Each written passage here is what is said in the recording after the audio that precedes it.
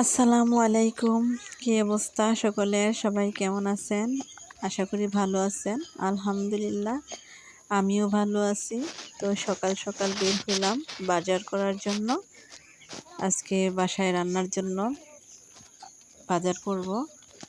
তো সকালবেলা ৬টার দিকে রাস্তাঘাটে তেমন কোনো গাড়ি নেই, একদম ভোর সকালে। তো হাঁটতে হাঁটতে আমরা দুজন বাজারে গেলাম। যাওয়ার সময় দেখি রাস্তাটা অনেক বেশি নিরিবিল, অনেক অনেক ফাঁকা, তাই আমি ভিডিও করতেছি। আর অনেক সুন্দর লাগতেছে, পাখির শব্দগুলো বিশেষ করে অনেক বেশি ভালো লাগতেছে।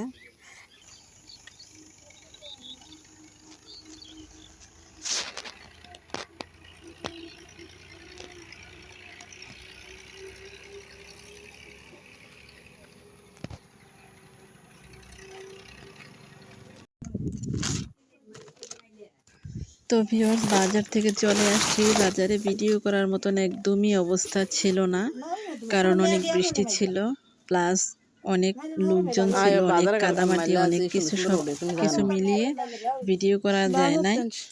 তো আমি খুবই সিম্পল বাজার নিয়ে আসছি। ডাটা, লাল শাক, তারপর হচ্ছে কহি, তারপর মাছ। আর আরও ইচ্ছা ছিল বাজার করার, কিন্তু দাঁড়ানোর মতন কোনো অবস্থাই ছিল না। চতুর্দিক দিয়ে শুধু কাদা আর বৃষ্টি তো আছেই, সেই কারণে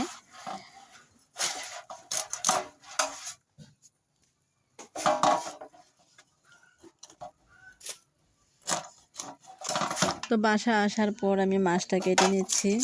মাছ মূলত বাজার থেকে কেটে আনা হয়। আর আমার ছোটো বোন তো একটা মাছ কাটতে জানে না, তো আমি যেহেতু আছি, আমি মাছটা নিজেই কাটবো, সেজন্য নিয়ে আসছি। আর হ্যাঁ, আমি সাইডে মাছ কাটতে পারি না, তো আমি এভাবেই মাছটা কাটতেছি।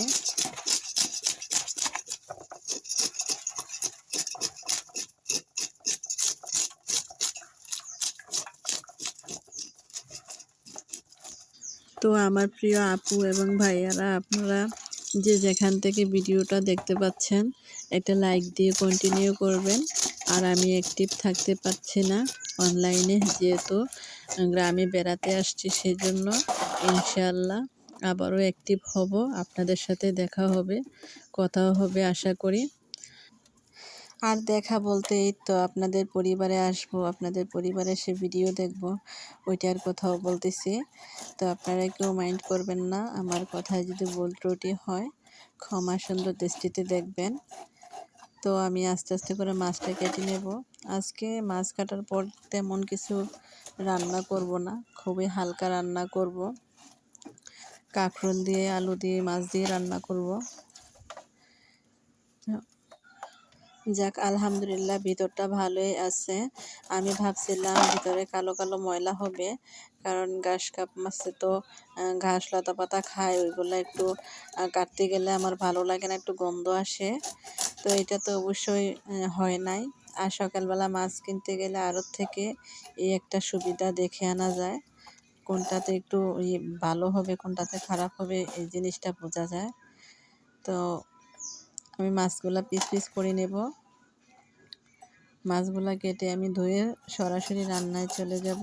আপনারা ততক্ষণ পর্যন্ত আমার সাথেই থাকবেন আশা করি।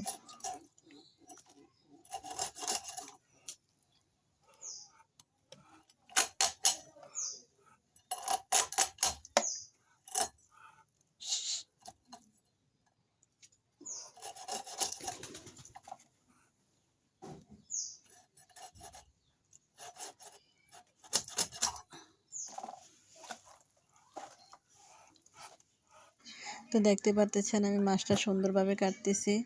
আমি আমার প্রয়োজন অনুযায়ী আমি পিস করে নিব। আমি ভীষণ ভয় পাইছি যে মাছের ভিতরে কোনো ময়লা হয়, যেহেতু ঘাস কাপ মাছ, মোটা মোটা ভিতরে আঁশ থাকে। আপনারা কি বলেন এটা? মোটা মোটা যে অংশটা থাকে, যেটাতে খাবার থাকে, ওইটা, যাকে এটাতে চর্বি হয়েছে। এই মাছটা আপনাদের কার কার প্রিয় আমাকে কমেন্টে জানাতে পারেন, আমার ভালো লাগবে শুনলে। আর আমি ঘাস কাপ মাছ, টাইগার কাপ, সিলভার কাপ, ওইগুলো একটু বেশি পছন্দ করি। আমি প্রায় এগুলাই নিয়ে আসার চেষ্টা করি। তো আমার মাছ কাটা প্রায় শেষ পর্যায়ে চলে আসছে। তো আমি মাছের মাথাটা দিয়ে ডাঁটা শাক দিয়ে রান্না করব। ডাঁটা শাক না, ডাঁটা দিয়ে রান্না করব, যেহেতু এগুলো পিচ্ছি পিচ্ছি। তো শাক আর ডাঁটা একসাথেই করে রান্না করব, যেহেতু ছোট মাছ নেই। তো আমি মাথাটাকে একদম ছোট ছোট করে কেটে নেব। পিস পিস করে কাটলে এটার ভিতরে মশলা ঢুকে যাবে আর কোনো টেনশন থাকবে না। তো দেখতে পাচ্ছেন আমার মাছ কাটা শেষ হয়ে গেছে।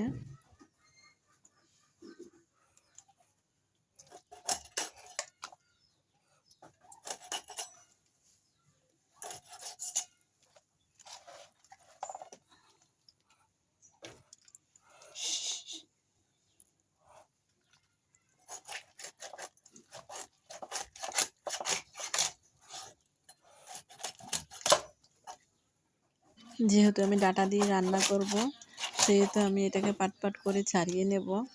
প্রত্যেকটা অংশ আমি ছোট করে নেব। আর মাছের মাথাতে একটা বড় দাঁতের অংশ থাকে ঘাস কাপ মাছের, আমি ওইটাও একটু ছাড়াবো। ওইটা ছাড়াতে একটু বেশ কষ্ট হয়, তারপর এটা তুলতে হবে, না হলে এটাতে অনেক বেশি গন্ধ আসবে আর এটা খাওয়া যাবে না।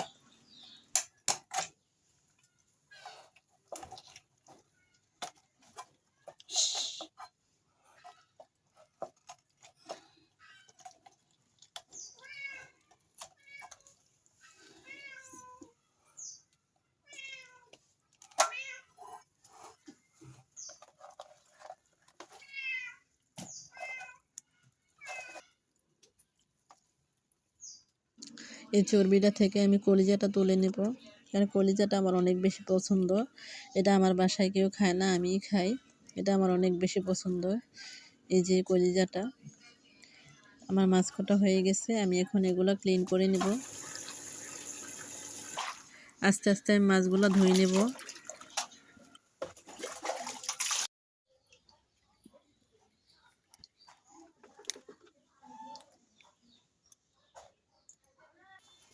মাছের যে চর্বি অংশটুকু ছিল ওটা আমি কেটে কেটে হাঁসকে দিয়ে দিলাম।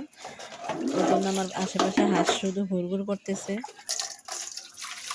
তো আমার ধোয়া এখন কমপ্লিট হয়ে যাবে। তো এ পর্যন্ত যারা আমার ভিডিওটা দেখছেন, তো আশা করি আপনাদের ভালো লাগবে। ভালো লাগলে লাইক, কমেন্ট, শেয়ার, সাবস্ক্রাইব অবশ্যই করতে ভুলবেন না। আপনারা ভিডিওটা অবশ্যই দেখেন, তারপরে একটু লাইকটা দিতে ভুলে যান। তো প্লিজ লাইকটা আগে দিয়ে দেখা কন্টিনিউ করবেন, এটা আপনাদের কাছে আমার রিকোয়েস্ট বলতে পারেন।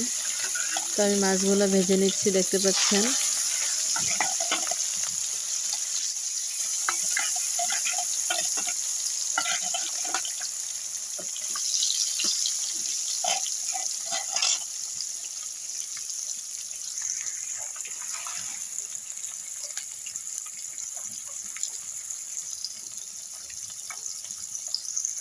আমরা সবাই জানি মাটির পাতিলে রান্না করলে কালি কালি হয়ে যায়, মানে কালো হয়ে যায়।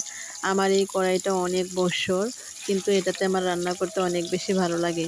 আমাদের গৃহিণীরা আছে না, কিছু একটা পছন্দের জিনিস এটা ভেঙে যায় বা কোনো অংশ নষ্ট হয়ে যায়, তারপর আমরা এটা ইউজ করি, এটা ভালো লাগে।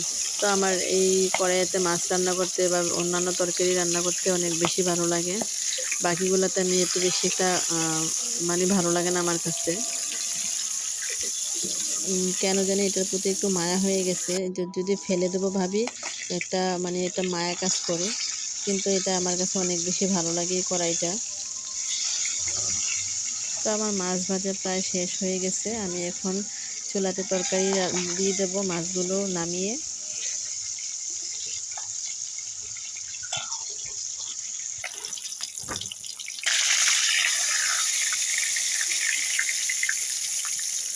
লাল লাল করে ভেজে নিয়েছি, এবার নামিয়ে নিব, আস্তে আস্তে নামিয়ে নেব। আর এই মাছগুলো প্রচুর পরিমাণ চুলায় দিলে ফটাফট করে ফাটে, মানে উপরে এসে পড়ে, আমার হাত পা পুড়ে গেছে একদম।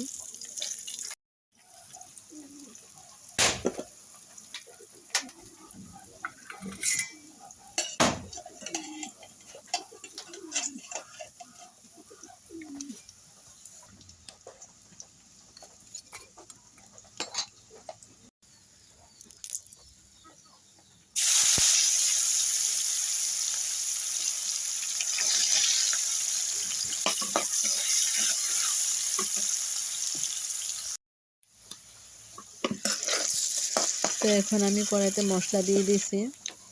মশলাগুলো কষানো হয়ে গেলে আমি এটাতে তরকারিগুলো দিয়ে দেব।